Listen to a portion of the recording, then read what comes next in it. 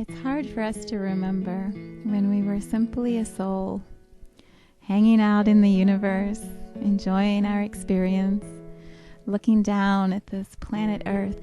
And perhaps we would wonder, what would it be like to just slide down through time and space and the density of matter and arrive on this physical, vibrantly beautiful planet filled with light and color and sound and water and sunshine and all of these adventures wide open for us to experience in the physical form.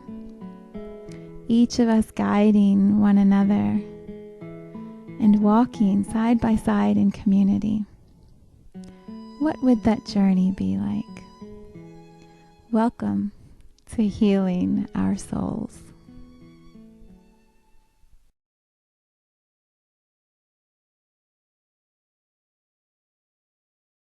All right. Good morning and welcome to Healing Our Souls. It is my delight today to introduce you to my friend Vanessa Bassett, who is joining me from across the country in the state of Washington. Hello, Vanessa. I have a friend I used to work with when I was at the construction company, and her name was also Vanessa. And the two of us would nickname each other V. So every email we'd be like, "Hey V, how you doing, V? What's going on, V?" Well, that's why I've always signed mine to you, VB, because I'm like, wait, she's V. I know, and my maiden name was my married name was Bross before Gerard, so I was VB for a long time. So yeah, it's funny. Every time I see a V name, I'm like, "Yo, V." So welcome, Vanessa. Yeah, so let's begin with how we met, and then we'll dive into whatever we're going to talk about today. We've been talking for a little bit already, so hopefully we will remember what we haven't shared with you and share it again, but it's going to be a good journey. I met Vanessa in May of 2015, and we started doing energy work together. At the time, I believe what brought you in was like just a state of feeling sad, some depression, and looking for answers spiritually and trying to find alignment in your world with what was happening with the job that you had left and what you're going to do with your life. So many people come and do work with me. It's like, what am I doing with my life? I'm like, okay, go backwards. Let's go backwards and then we'll go forwards. And so it has been a beautiful journey. We did coaching together for a while, almost a year.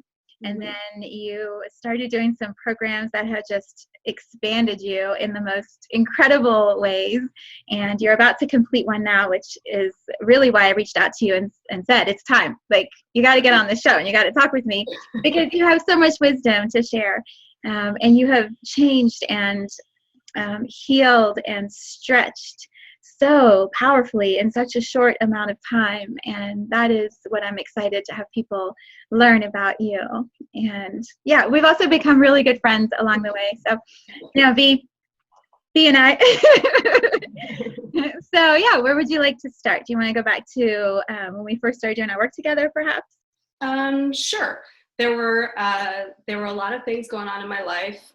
It was kind of a perfect storm of all the physical and emotional and spiritual and mental. I mean, pretty much anything that could have been broken was broken, and it's a disaster. So I had left my career. Well, I mean, I had a ton of things that happened to me in a very short period of time that I think just sparked that way. They always say change is what? Choice or chaos? Like, those are the two things that happened, and this was all chaos. So I had moved home to Seattle to help care for my father while he was dying of cancer. So I left behind a life in Ireland and the man that I thought I was going to marry, and kind of where I imagined the trajectory of my life going, and moved back to some place I hadn't lived in 20 years, and all the family and things going on with my dad, and then threw myself back into a career in fashion design, which at that point didn't feel really in alignment for me, but it was where I could what I knew how to do, and I made a really good living, and I had this really demanding job. And it just felt like I got further and further and further out of alignment. And in hindsight, as I'm aware of now, the the more out of alignment I got with my essential self, with source, all of that energetically, that the louder the manifestations in my physical body got. And so I didn't do a very good job paying attention. So they got louder and louder and louder until I was really a disaster. I mean, I had a lot of chronic pain. I had a lot of fatigue. I mean, so these are the basic things: daily throbbing headaches with probably 3 or 4 migraines a day, joint pain. I lost most of my hair. I lost 30 pounds, which on a person my size is dramatic. Insomnia. I was sleeping like maybe 3 hours a night, maybe if I was lucky, and working 60 plus hours a week in a really kind of toxic environment, really demanding job. And I didn't really know how to handle the stress and the emotional. I didn't give myself time to heal from my father and leaving my relationship. And so I just got busier and busier, and I feel like my physical body got more and more out of control. And I really felt, digestion, total disaster. My blood work looked like I was malnourished, even though I was eating constantly, and skin issues. And I mean, the list was so long, the things that were going on. And one of the things that really was a huge part of that as well is anxiety and depression. Really became, we kind of talked before, like, is it the chicken or the egg? Like, am I depressed because my body is a total disaster and failing me and I can't sleep? And I always had, am I depressed because I have no mental clarity anymore because I'm not sleeping and all these things are going on in my life? Or are all these things going on in my body a manifestation of my depression? I couldn't tell like where things started. And I really wasn't being served by my traditional medical opportunities there, like kept going to the doctor being like, there's something wrong, help me, I don't know what's happening, and they would just tell me that I was healthy and I was fine. And they're like, you don't need hair. That's okay. You lost weight. People are trying to lose weight all the time. I'm like, I weigh 85 pounds. That's not acceptable. Do you know what I mean? Like, what's going on? And so they did the typical thing where it was like, you need to learn how to handle stress better. You need to eat healthy, which I was already doing. You need to get better sleep, which I didn't know how to do. And so really they just kept telling me I was crazy and I needed to be on medication. So I ended up really over-medicated for depression and anxiety. And what I realize now is that numbing out of being able to experience my feelings cut off the communication between myself, my essential self, and source, and me, So that was really detrimental to my spirituality. I mean, really crushed my ability to connect with people, to connect with myself, to connect with God, So that left me feeling more and more isolated, which just made me feel more and more depressed, and that really spiraled as well. And so when I came to you, I was just at the beginning. I had left my job.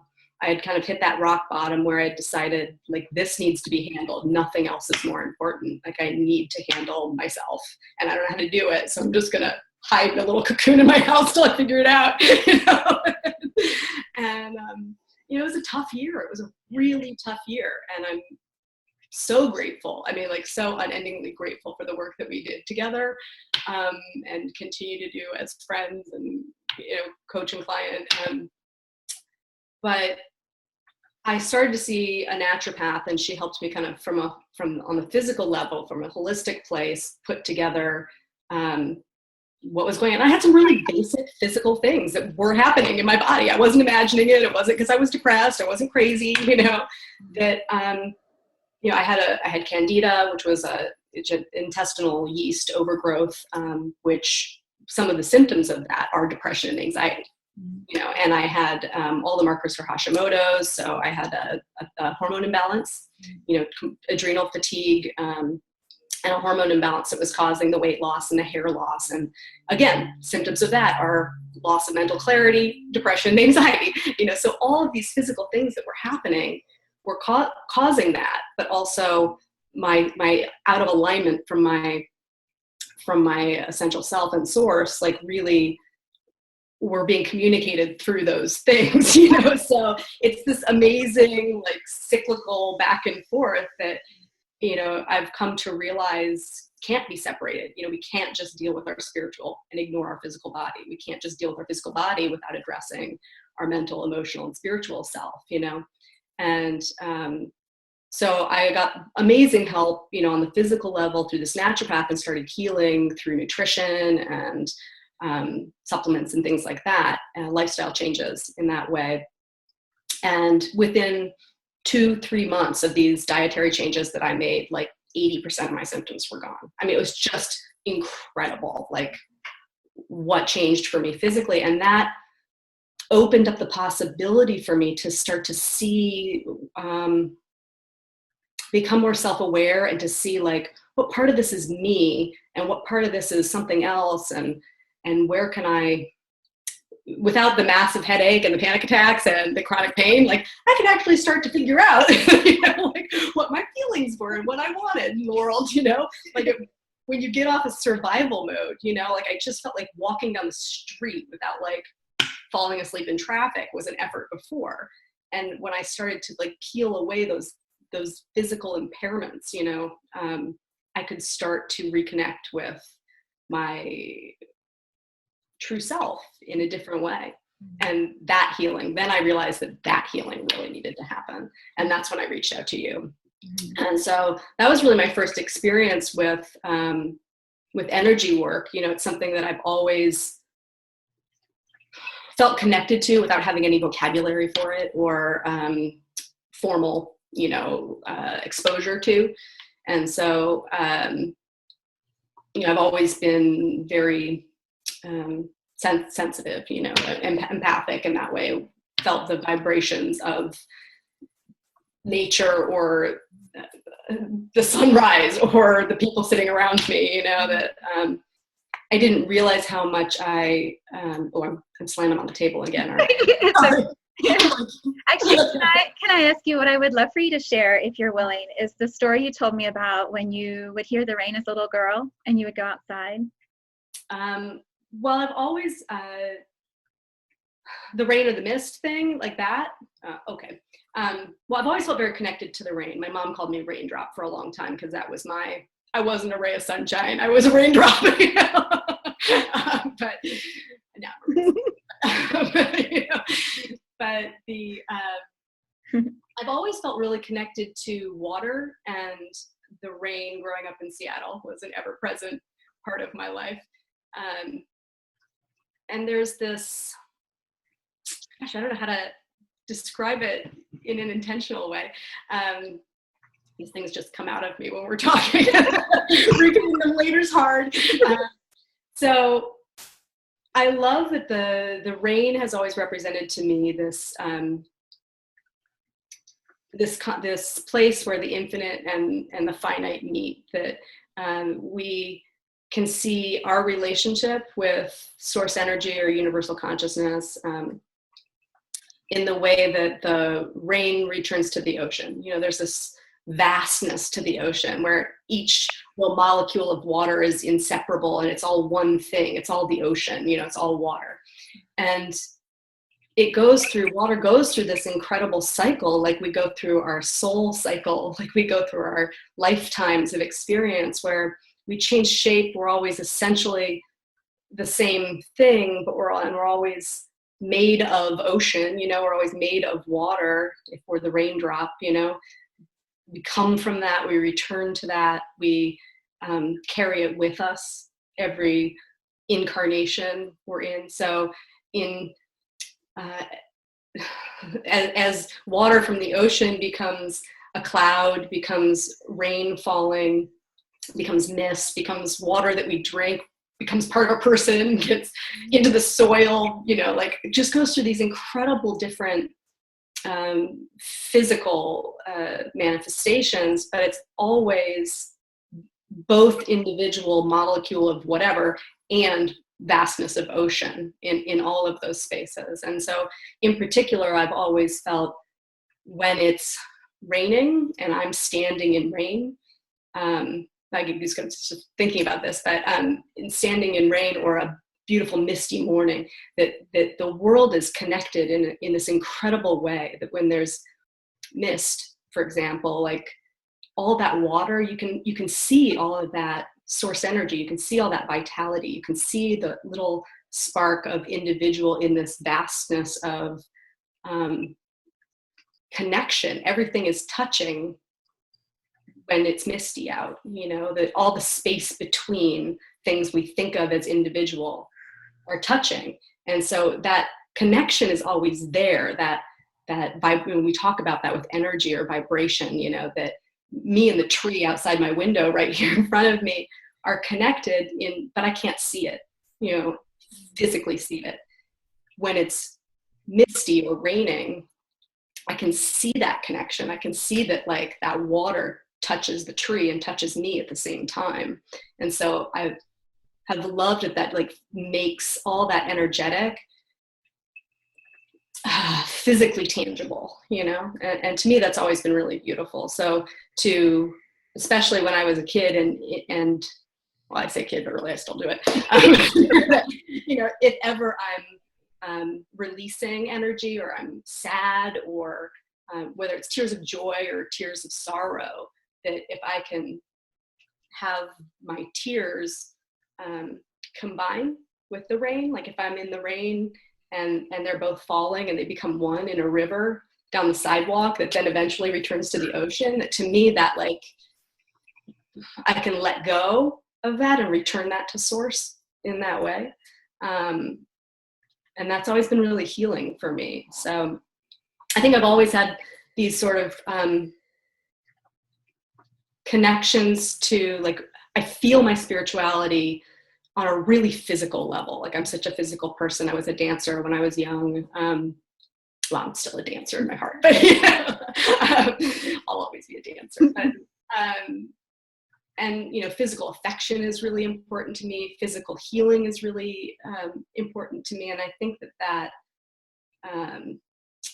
the link, it's been so, to bring it all the way back to the beginning of our conversation here, that link between our physical selves and our spiritual selves being so, our bodies tell the story of our soul path, like our bodies hold in a energetic way, but also in a very literal way, our spiritual development, our life experience, our mental and emotional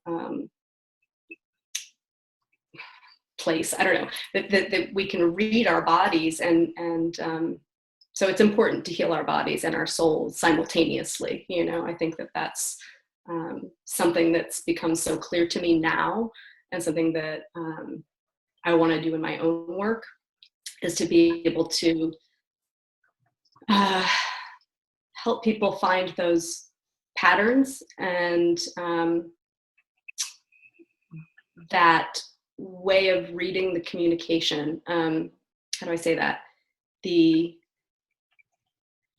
Okay, we're gonna have to edit this out because I just lost it. Totally lost it. You're doing it perfectly. To me, it feels like it all weaves, right? So one lifetime comes and it weaves into another. And then another one comes and it's like all continuously flowing together. And hang on, I'm going to move it so we're side by side so you can see. So it's like they're doing this. And when you start to pull it one, you find where it goes through all the other lifetimes. Yeah. Right.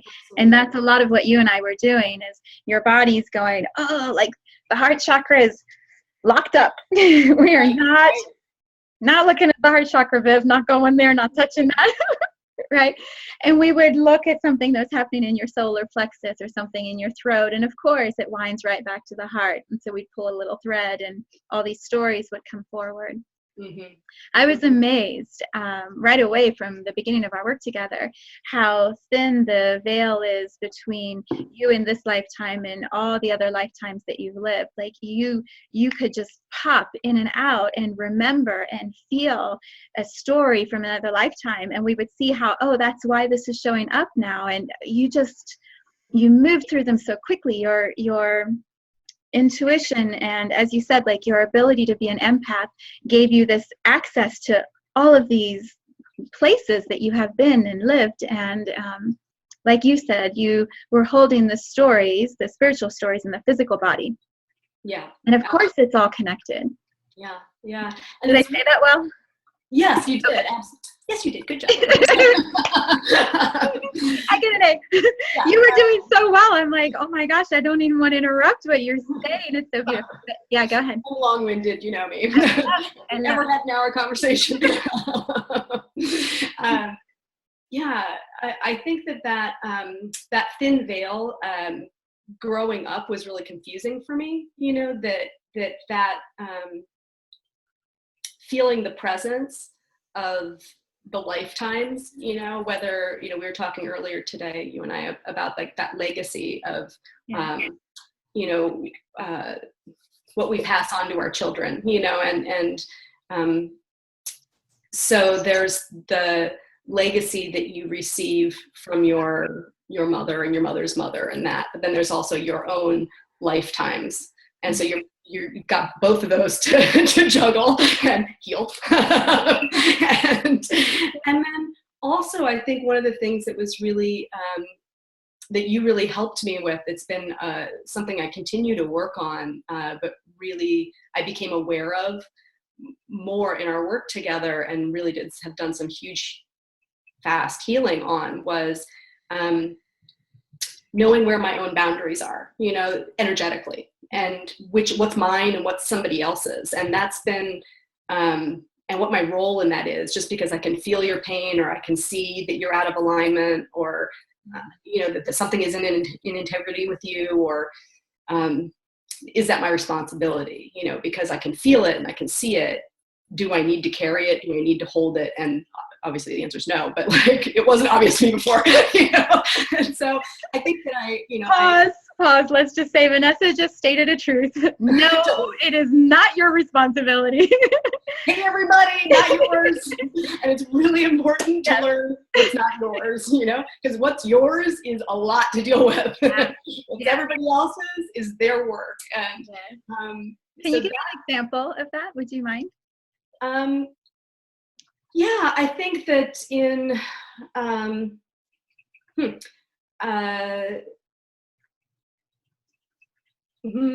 like, so many. Where do I start? I think just as a really small child, you know, one of my first kind of exposure to that was,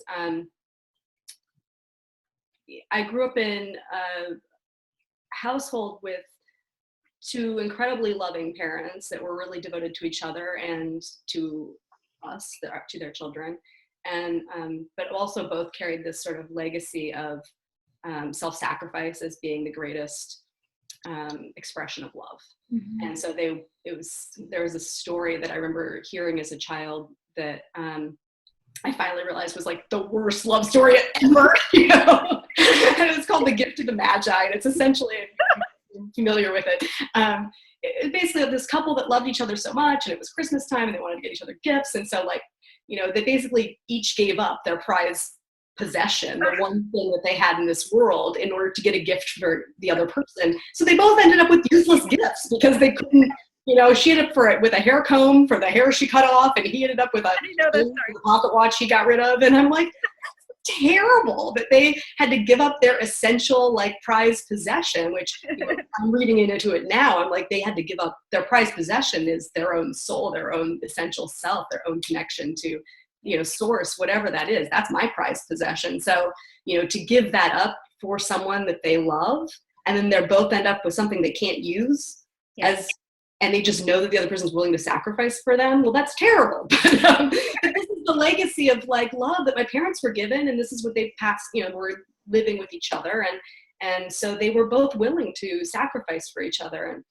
And in that relationship,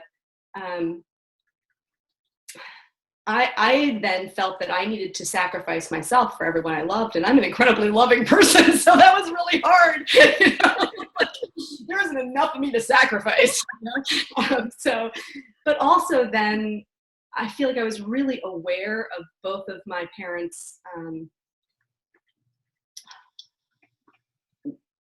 not knowing how to, they weren't feeling their own feelings, you know, they weren't allowing themselves to really, truly give voice to their own deepest, you know, needs. And but I could see those in both of them. And so I, for whatever reason, like took on the job of feeling their feelings for them, you know, and that became my role as I saw it. I mean, it wasn't conscious, you know, it was just something that you do, you adapt to. And so I did that with everyone. I felt everyone's feelings. I felt everyone's space between, you know, and it was really hard to kind of go out into the world and be bombarded by everyone's disconnection, you know, like everyone's out of alignment. And so I carried so much of that sorrow and that misalignment and that detachment and isolation and those feelings from everyone around me in the world. And I didn't really know like where I ended and they began, like energetically, emotionally, spiritually, what my role was, other than to just, you know, I think I've always wanted to, I just want to love everybody better. You know? And now I have a constructive way to do that. You know? I don't know what you're talking about. Yeah, it took me almost 40 years to figure out like, you know, what a constructive, healthy way to do that was. And I'm just so thrilled that you helped me figure that out. You know what I mean? Well, what was so amazing is I was just that little bit ahead of you. Like I didn't have it all figured out. I was still trying to work those boundaries, but I was just enough ahead of you on the path to go, oh, you know what, I just realized I do it like this. Do you do it like this? And, you know, we really both were healing a lot at the same time. And when I could see it in you, you know, just like when you could see me tell a story of how I did it, you're like, oh, I think I do it that way too. Like, let's both not do it that way anymore. Yeah. The community is so important to be a witness, to help you stay true to, you know, what you're trying to shift and change in yourself. Yeah, yeah. And when you make space for, it's like when you can kind of clear everybody else out, you know, then you make space for finding your own self, and you make space for, I think the biggest thing for me was realizing that I actually, not only could I, but it was my responsibility to fill my own self with myself, you know, and that was a huge turning point for me. And I don't know where exactly that aha light bulb went off, but I know it was in our work together. I just don't remember exactly which session. So good. Yes. Well, that's that idea that I didn't need to heal someone else to feel healed. Yes. And that yes, I was carrying and holding and experiencing everybody else's stuff, but I had my own stuff, you know, and once I could kind of move theirs out of the way, then I could really identify what was my stuff that needed to be healed. And part of why I was so compassionate towards all of their stuff is because it was a reflection of my own stuff, you know. And so, you know, being able to really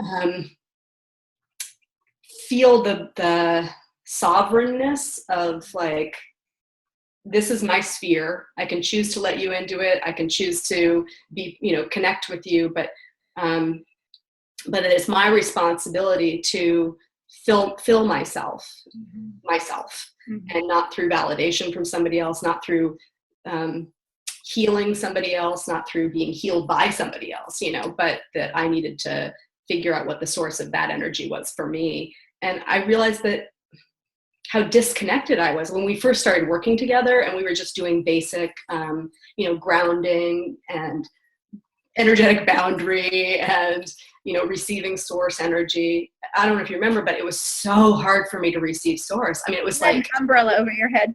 Yeah, I mean, I just would start crying every time and feel so shut off, you know, from my ability to receive all this energy. And it wasn't because I didn't know it was there.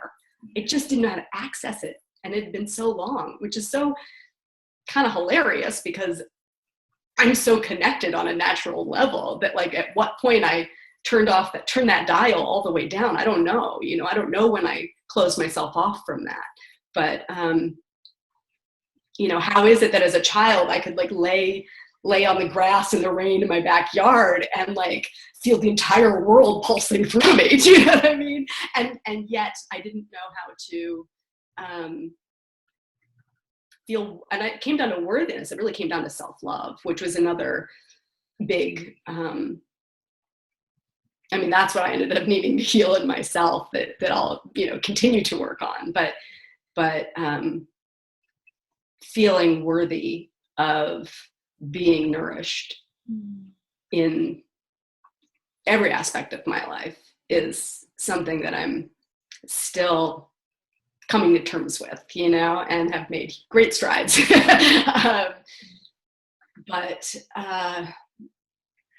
for whatever reason, I needed to address my self-love, self-worth issues before I could really receive source, again. And so integrating the parts of me that needed to be healed, and I don't know where even to go with that right now, but learning how to receive, I think that's I guess a big part of what it comes down to: learning to receive source, learning to receive the nourishment from the food that I'm eating, learning to receive support in relationships, and not, and we talked a lot about that, balanced exchange.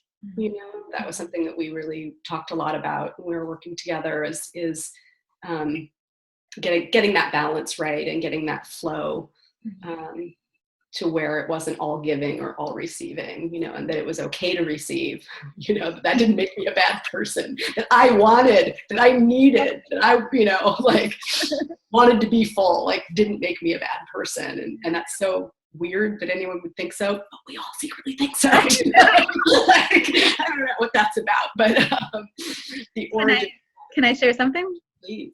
Yeah, one of the things that has been just beautiful to witness in you is what I feel true for so many people. We have all these walls and bricks around us, and we have depression and emotions, and so we shut down. And then the disconnect also is like other people can't see the real us.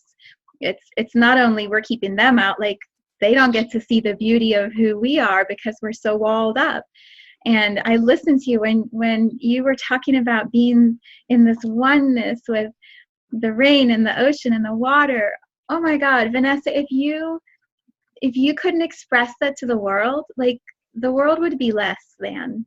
It's like your radiance and your love is so pure and so beautiful. And I believe this is true of so many people, and yet depression or anxiety or poor health, has us locked into these spaces that block our light from being shared. And so of all things with you, like that is what I celebrate the most, is that your light, this gorgeousness that is you, like is out. You're visible. Woo! Right? Like, well, that's, honestly, like I feel like that's the greatest simple, like the way to, what? You're full screen again. Okay. I feel like that's one of the greatest changes that's happened for me in the last couple of years, and so many components to that. But I don't remember exactly when it happened or how it happened, but all of a sudden feeling like, oh, like this is how it feels to be me. Like, this is it. This is how it feels to be me. This is what it feels like to be in alignment. And you forget. And we walk through so much of our lives where we slowly get further and further and further out of alignment. And that starts to feel normal. Like, we think that's normal, whether it's getting used to living with chronic pain, whether it's getting used to, having terrible digestion, or getting used to being exhausted, or getting used to any of those physical things, or whether it's living a life that isn't true to your calling, you know, where you're not doing work that is meaningful to your soul. You're not in relationships that let the best of you shine, you know, like whatever those things are, but we get used to that and we forget like how good it feels to like actually, you know, feel like yourself. And I remember one day just like having this moment where I was like, oh my God, like I will never be depressed again because I remember what it feels like to feel this good. And I haven't felt it for so long. And all right, we got a little sidetracked there. I totally lost my train of thought. And so we're just going to bring it back to depression. So there are a couple of things I wanted to say about depression, because I feel like it's a both depression and physical illness, I have come to believe, are really about being out of alignment spiritually. And some of the things, just so many of the things we do to handle that aren't actually helpful. So I spent a large portion of my life, most of my life, where I would identify as I've always struggled with anxiety and depression, right? That this is just part of who I am. There's part of me that's broken, you know, and that in and of itself is a terrible way to view yourself, right? You know, that I'm just broken. I'm always going to be miserable. And so I need a medication to like make me a whole person. And I was on medication on and off for depression and anxiety for most of my 20s and 30s.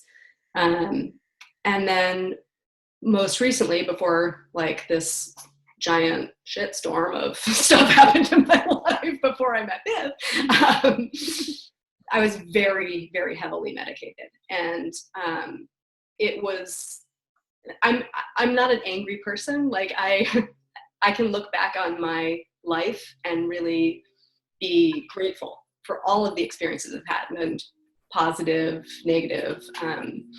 You know, I can be thrilled about being in a car accident. You know, there's lots of things that I can like.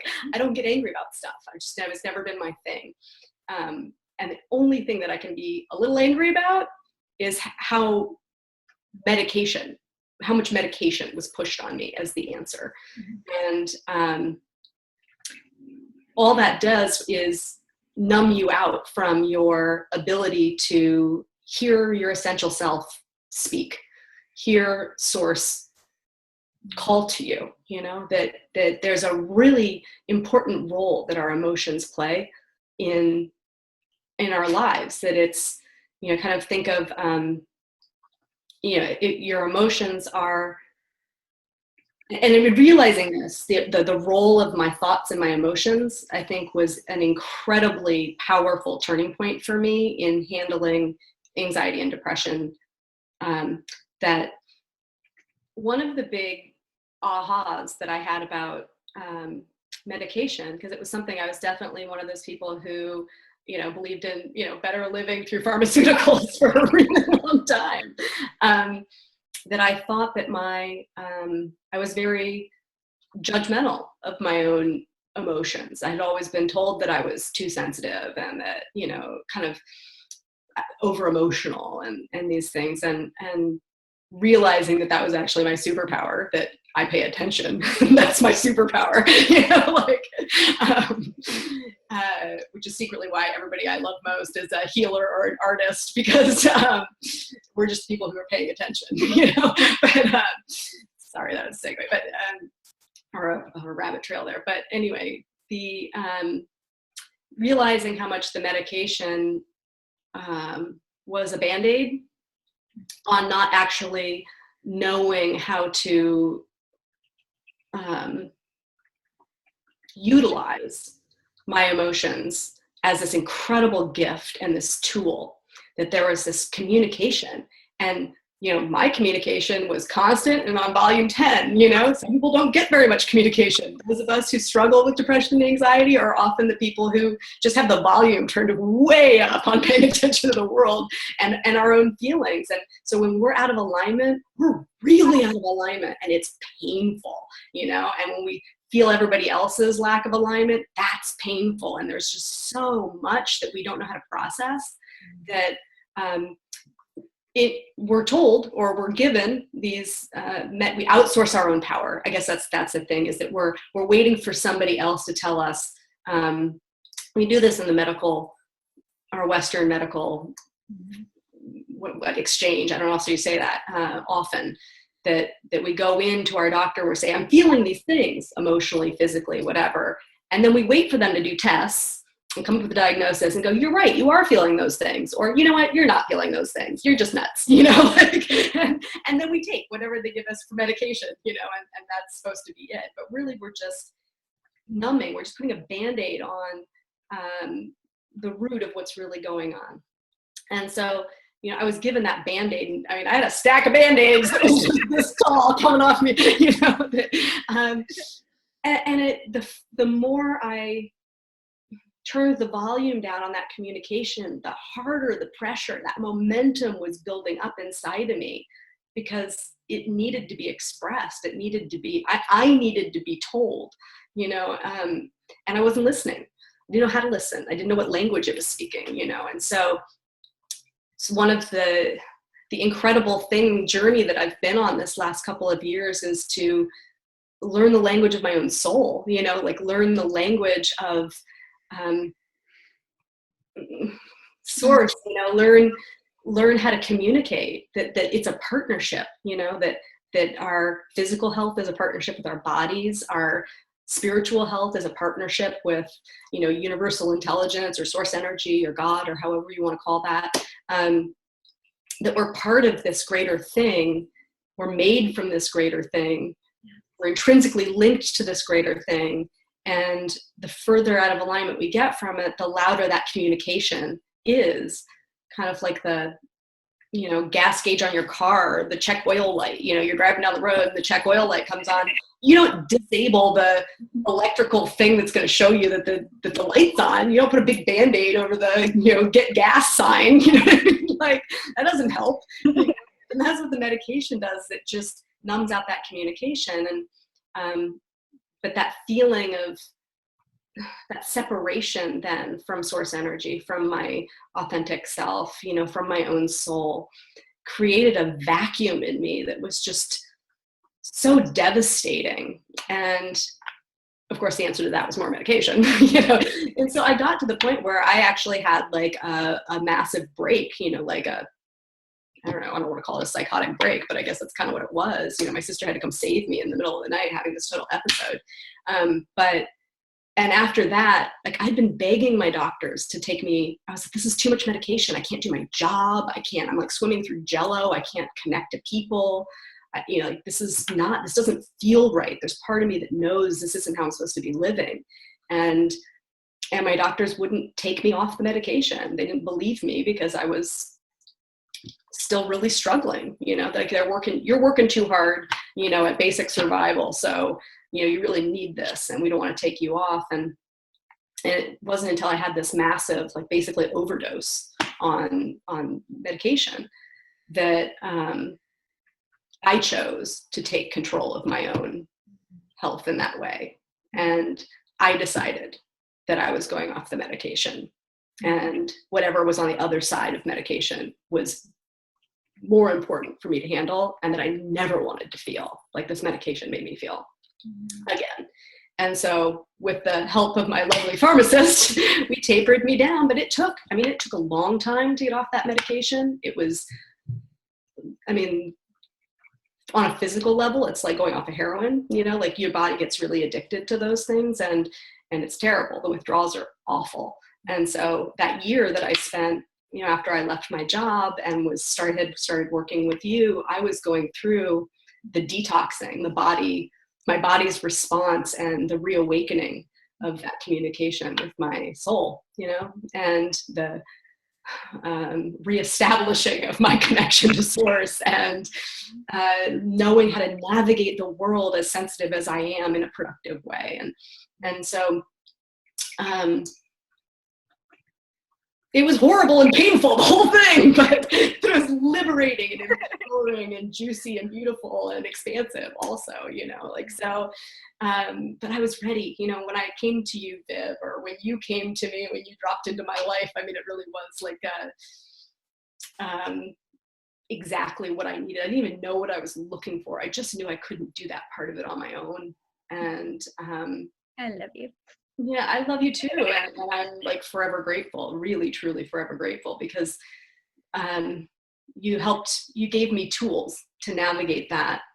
You helped me know to release energy that didn't serve me anymore, to release old stories, to let go of old wounding, to filter out the stuff that I didn't need to carry anymore, so that I could get to this fresh place of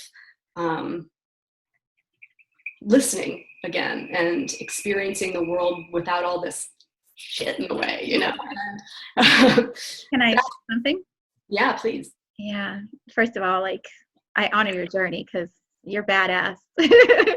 You are badass. You made it through some really difficult times, and you still have all this light. You still have all this joy. You have more joy. I have more joy. I mean, I really believe that people who have been through struggle, difficulty, challenges in their life, whether that's whatever it is, it doesn't matter what it is, whether it's totally just a spiritual challenge that nobody else even saw going on, whether it was some massive physical thing, whether it's loss, or it doesn't matter what it is. Like, but when people have gone through challenge and have survived it and come out the other end, they are more joyful and stronger and more successful in the world, because they appreciate every sparkle of sunlight. They appreciate what it feels like to be in alignment again. And there's nothing more joyful than that, you know. And it's just a return. It's a return to where you're supposed to be, you know, so that you can actually move forward in this life, you know. And so much stuff gets in the way, but I really want to kind of wrap up the depression thing. There's so much shame that goes along with that. There's so much self-loathing that goes along with that. Sorry. And letting that go, you know, learning to really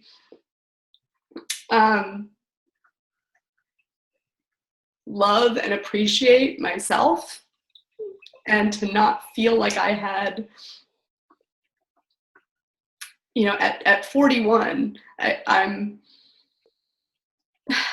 for the first time in years, I mean, most of my life, I don't have a part of myself that I'm hiding anymore. You know, I don't have to hide any part of myself. And I carried that for so long. And that, you know, I think a glimmer of hope to anyone who's dealing with anything like this at all is just that that there is a place that you can, without medication, that you can get to where you're experiencing all of who you are and shining that out into the world in a beautiful way, and that there doesn't have to be this dark side, this shadow that's constantly there, this weight that's constantly there, that you don't have to pretend that it's not there. And that's what it is. It's like compensating for this shame and isolation that you feel when you're carrying this deep, dark secret of your own depression or anxiety in the world. You know, I'm blown away by how I could function in a job and be as successful as I was. I mean, I had a really successful career, and I did a lot of wonderful things, you know, and had some great relationships along the way. And, you know, that I could do all of that while carrying the weight of this with me always, and then all the physical ramifications of that, is, I have to give myself a lot of credit. Like that. And it's so much easier when you don't have to do that anymore. Like, everything's just easier and more fun when you can like be like, you know. And I think one of the greatest gifts that, one of the resources that you gave me in our work together as well. I'm a big nerd. I like to read 25 things while I'm doing 6 other, you know, like, I like to coach and anyway. So I always asked you for a reading list for work, which, you know, you're like, seriously? Wasn't this enough? You know? Homework, what can I do? We're not going to talk to each other for 5 days. You know? And one of the resources that you shared with me was Esther Hicks and the law of attraction work. And that really was liberating for me to help me understand, like to connect this like intuitive feeling, emotional part of myself with the super logical, analytical part of myself that like I kind of experience the world and I feel all these things and I, you know, meet somebody and I know them like instantly, maybe better than they know themselves, you know. But then I want to understand it. Like there's the other half of me that wants to like analyze and see the pattern and like find the logical, you know, progression of things. And so understanding from a logical standpoint, the purpose of my thoughts and emotions and the power that I had to influence or control them, learning to manage my thoughts has been an incredible, life-changing tool for handling not only my life in general, but depression and anxiety. That off the medication and learning how to, that our thoughts are habits. I mean, basically that we have habits of thought, just like we have habits of behavior. And that we get into these like thought loops and there's this, there's the potential for some of those to be really negative, you know, but they're just habits. And so like anything else, we actually have the control to be able to go into our thoughts and replace the ones that no longer serve us to through intention and repetition and shift our mindset to a perspective that is in alignment with our goals and desires, that's in alignment with what we want to create in the world. And so learning to be like a deliberate creator in that way is so important. And that your thoughts, understanding that like I always felt like I was at the mercy of my emotions, the mercy of my feelings, that I was like, that was something that happened to me, you know, or within me that I had no control over. And realizing that my emotions are like a navigation system, that they're the product of my thoughts, that my thoughts inform my feelings, that it's not a circumstance that is good or bad. It's what I think about that circumstance that makes me feel good or bad. Yeah. And that then creates an emotional response, right? And so if I don't want a negative emotional response, then the way I think about that circumstance, which I have control over, can be altered, you know? And well, so I have to keep working on the perspective, keep working the mindset until I can find a relationship with that circumstance. Yeah. That creates a feeling of ease, a feeling of whatever it is that I want to create emotionally. And then the way I behave in the world is a product of how I feel. And so that, you know, if my thoughts create my emotions create my behaviors, and my behaviors create my life that I'm creating, my experiences or results, right? That if I don't like my results, you know, then I can go all the way back to the beginning and choose to manage my thoughts in such a way that that's good, right? That the process works in my favor, you know, and knowing that I have that control means I don't have to be OCD anymore. I don't have to control this. I have no control over this. You know, what I have control over is this. Yeah. And so if I start at the beginning and work on my mindset and understand that whatever emotional response I have is just communicating how on track I am as far as the alignment between my soul and the life I want to create.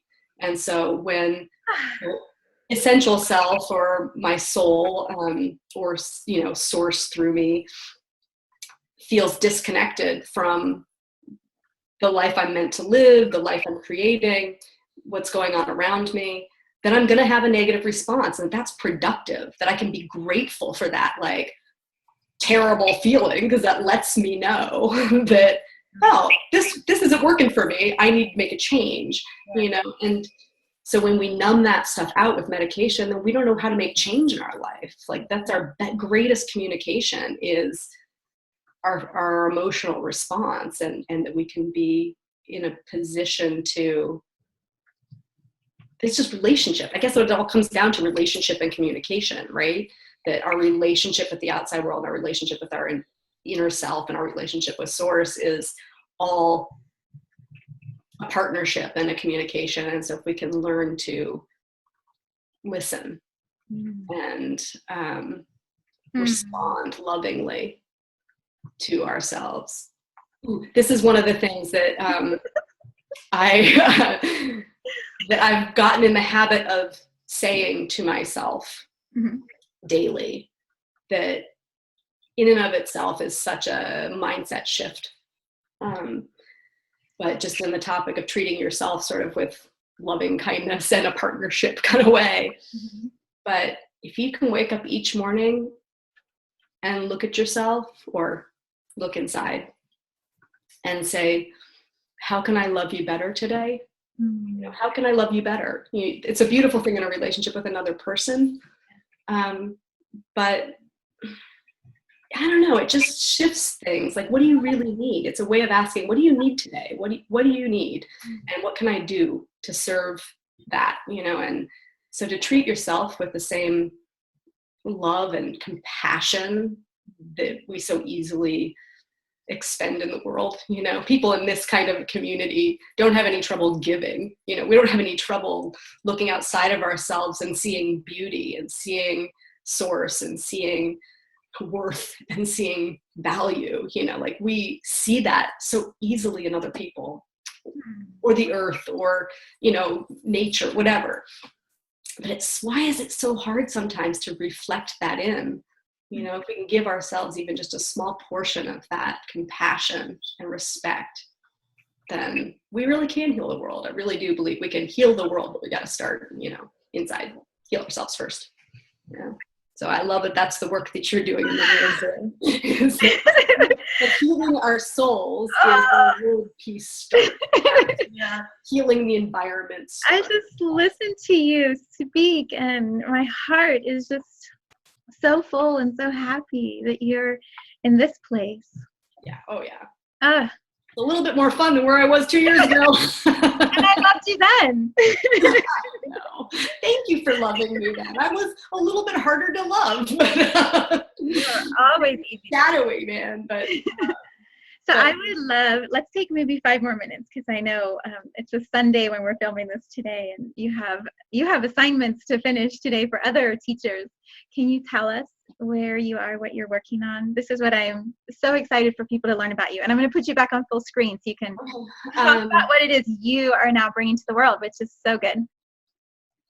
So part of my journey through this last 2 years that's been really exciting and beautiful for me is that as I've been learning all of these wonderful tools and experiencing this reconnection in myself, this health from the inside out, really like connection and alignment in my own life, that I've been, as the eager constant student, also taking all of these courses.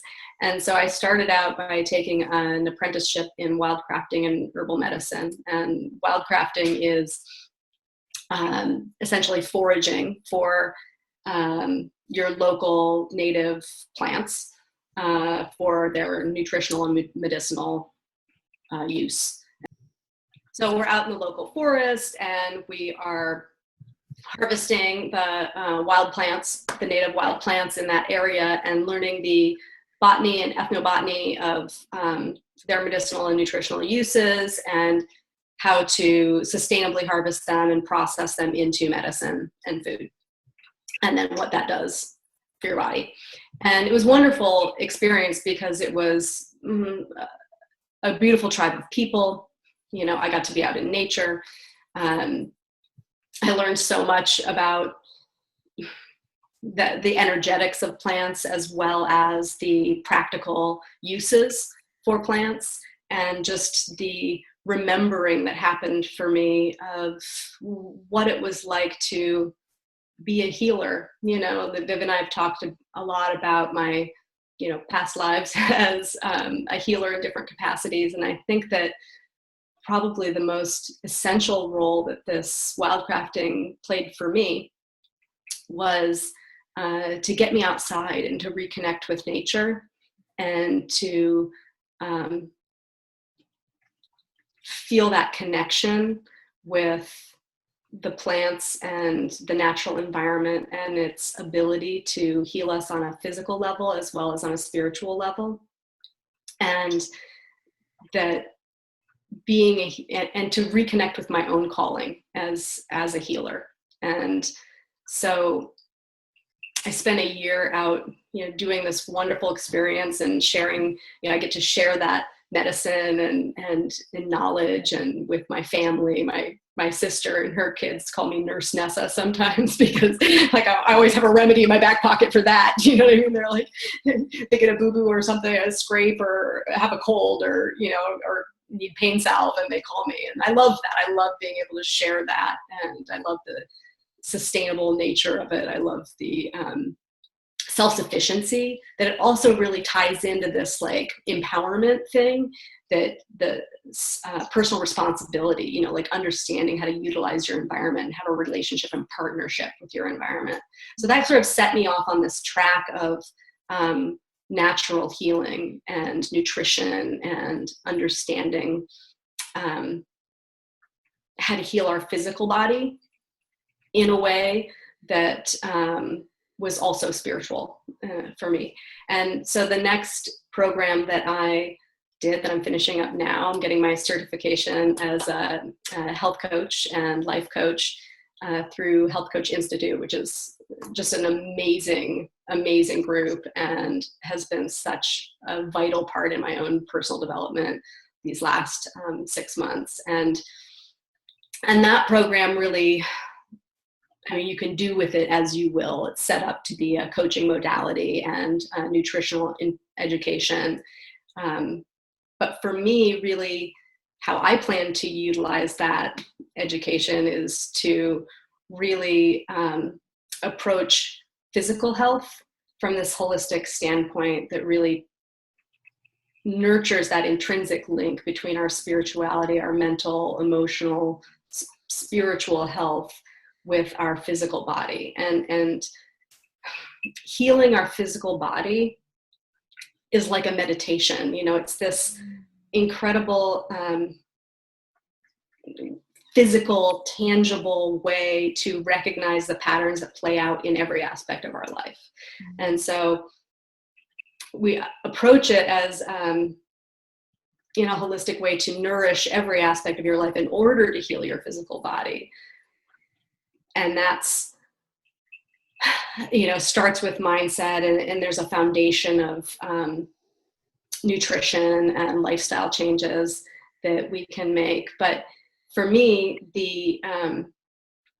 I love approaching our physical body and from this standpoint of relationship and partnership. And I think that healing your relationship with your body is the most important place to start, and that ties into your the other aspects of yourself as well. But we have this whole, we are a metaphor, we are an example of the universe, that we are our own ecosystem, we are our own place where the infinite and the finite meet. That I'm obsessed with the microbiome, so I'm learning as much as I can about that right now. But just that when you start to recognize how much is going on down here, that only a small part of it's human. That every cell in your body, whether it's the 80 to 90% that is other than human DNA microbes that are going on in this system, or whether it's, all of your human cells, but every little tiniest bit of us carries source energy, carries that vitality that we are each a spark of life. Every little piece, as little as you get, connects to that greater, incredible whole. And I love that. Like, that part just gets me so excited. And that when we can start to relate to our bodies as a community, as a ecosystem, as a universe in and of itself, and have this loving, compassionate relationship where we're like the guardian of, we are the, we get to be the coach of the team, like we get to, and you can either be a real jerk, which most of us are to ourselves, or you can be like, hey guys, we got this, like, but that attitude towards yourself is so important to healing, that ability to look at your, every craving, whether you're trying to lose weight and you shift your perspective to view, excess weight as like stored personal power, and like like fat is literally stored energy. Like, that's what it is, and chronic pain, same thing. It is, energy that's been put on pause, is held. And so when we can tap into seeing the positive intention behind every symptom and every craving and every physical manifestation of what's going on, and learn to interpret it in a productive way, to know, like, what is my body asking me for? What do all my gut microbes really need down there? And instead of, we so often, just kind of like with the shame and the depression part of it, that with our physical body, we so often get to this place where we feel at war with our bodies. We feel like it's us against them, or them against, them. You know what I'm saying? But like, it's this battle where you're like, all you're doing is berating yourself with this like negative self-talk, and this like, these limiting beliefs, and these just can be a real a-hole to yourself, like, you really can. We speak to ourselves in ways we would never speak to other people. And so we can actually adjust that relationship to where we're approaching our bodies with curiosity instead of a judgment, and searching for, how can I love you better? What do you need from me? What are you telling me through this symptom? What are you telling me through, this craving? What are you asking me for? What needs to be nourished in me, And so I want to help guide people on that journey, that this is where it kind of all comes together for me is, I nerd out on understanding the, neuroscience and the psychology and the, microbiome science, like, I love all this information, but really it's about communication and relationship and being able to see patterns. And then, okay, great, now what do we do with that, right? So it's about learning habit change, just the basic, simple structure of habit change, to where we can make these small, repetitive, incremental changes that get us from point A to point B in a comfortable, successful way, so that we can kind of like the, small hinges swing big doors. So, kind of idea that, you don't have to jump from like here to here, that doesn't happen. So how do you make these small changes in your lifestyle and your health, each day, that get you to where eventually, I'm just going to do this for like 10 minutes. I love it. Pendulum, isn't it? That eventually you get to where you've created a new normal, and so there's so many just simple things that we can do. I'm a big believer in that there's no one diet, or lifestyle setup that works for everybody. And so the biggest thing that I start with as a foundation is really teaching body wisdom, like helping people on a journey to discover what I like to call hero foods, but like their own individualized nutritional needs, so that they're creating their own diet that works best for their body. It changes at different parts of your life. It's different depending on what's going on in your circumstances, in your lifestyle, or your age, or so being able to really listen to your own body and recognize like how it's responding to how you're feeding it, what you're eating for nourishment, and then how you can discover the most supportive diet for yourself, to have the most energy, to sleep best, to handle stress, everything's easier when you physically feel good, right? When you physically feel good, you can deal with anything. But when you're exhausted and, feel shitty all the time, then like everything's 10 times harder. So I like to start there. I like to start with that, healing our physical body, and then what we learn about self-awareness and tapping into our, our inherent wisdom and learning to listen and healing those relationships then radiates out into every other aspect of our life. And that's so cool to me, that you can't heal one thing without also simultaneously healing something over here. And so, for me, like the digestion thing was a big deal. And, changing the food that I was eating made an enormous impact in healing my gut health.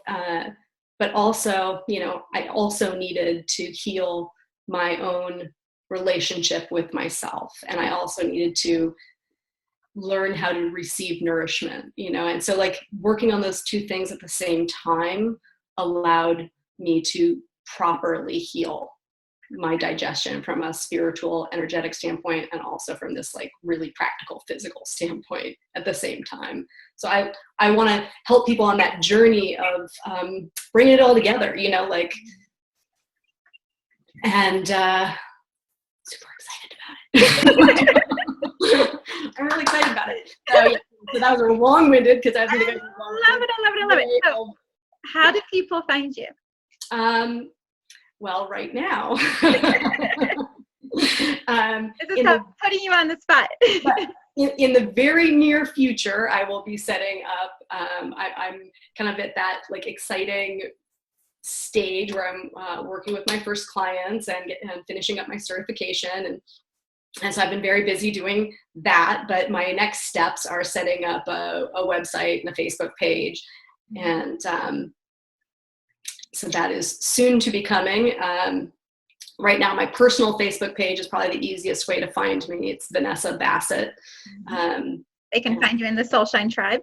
Yes, and they can find me in the Soulshine Tribe. They can they could write into the Soulshine Tribe and then just tag me in the post, and then we can follow with each other for sure. But I would love to connect with anybody that was interested in just starting a conversation about their physical health and getting clear on what their goals are to, what needs to be healed physically in them, and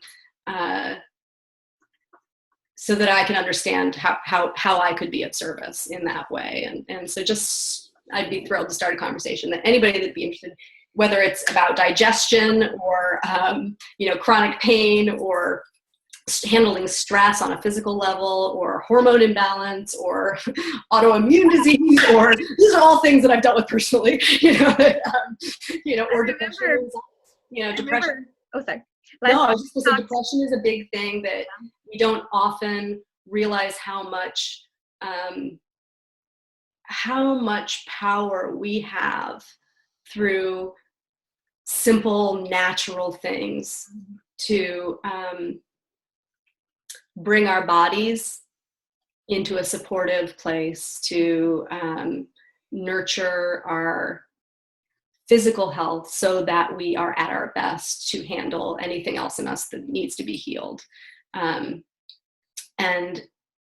to just let go of the shame in admitting to yourself and to others the parts that feel out of control, that feel shadowy, that you're just ready to let go of, and so that's a big one that I would love to help anybody that was interested in going off medication and handling their depression and anxiety in natural ways that are empowering and healing and get to the root of the issue rather than just put a Band-Aid on it. I've been off medication now for more than 2 years. I haven't had a panic attack, in I don't know, at least a year. I'm not depressed at all, and this is what's so joyful for me, is joyfulness. Just that freedom, that I think we all most of us, all of us, I would say it's a humanity thing, that we want to feel free. We want spaciousness in our lives. We want connection to ourselves, to source, to others. You know, we want to be in relationship. We want to feel joy daily, you know, like and radiate that from the inside out. And so it's possible for anyone. I don't care what physical situation you've got going on. There's always optimal health within any context of your physical limitations. There's always a place of optimal health. And there's always a place of optimal emotional and spiritual health as well. And that we have so much, there's so many tools out there, you know, and there's so many healers. And this is the other thing, is that I've loved so much about working with you and your tribe, you know, your community, people you've connected me to, in the wonderful, incredible people that I've met through my wildcrafting apprenticeship with Cedar Mountain Herb School and Suzanne Jordan, the things that I've learned from, you know, Health Coach Institute and the incredible group there, that there are so many healers out there. And what I think is so incredible is that we can all work together. You know, we all have a slightly different voice. We all have a slightly different angle, that we all have a little bit different wisdom.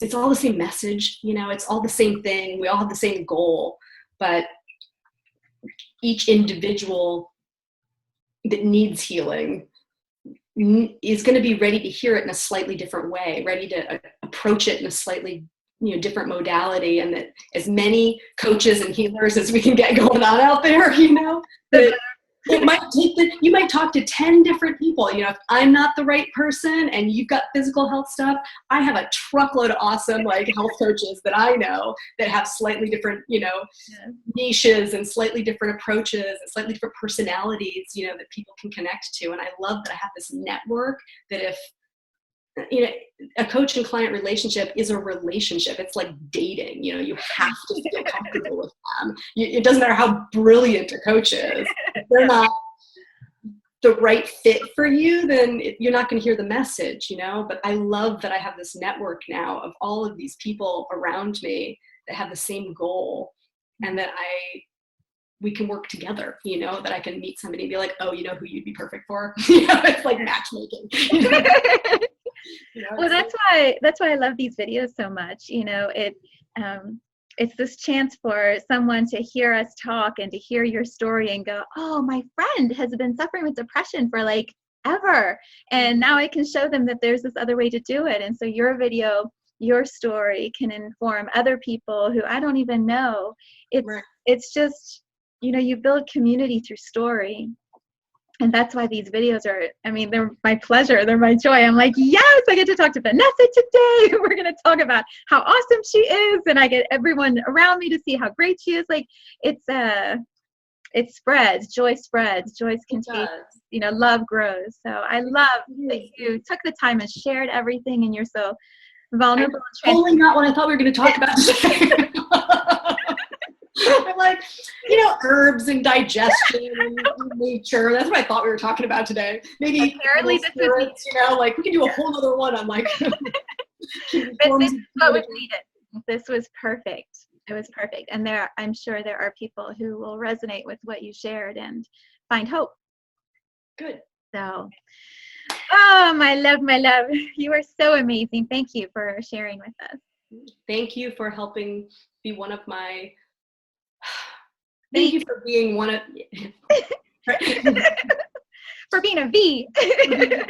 No, I'm just so like I am so unendingly grateful for the role that you have played on my path and the guidance and just the possibilities you've opened up for me, the windows and doors that you've shown me and helped me walk through. You know, like it's just, that's a weird way to say it, but you know what I mean. I'm just so grateful. I'm just so thrilled, and that we've come out of it with this beautiful friendship as well. And yes. You know, you're one of my soul buddies, you know, so like I love that. Thank you. Yeah. Thank you. All right. So find Vanessa in the tribe. Yep. All right, sweetie. Have a beautiful afternoon. Mwah. I love you so much. I love you too.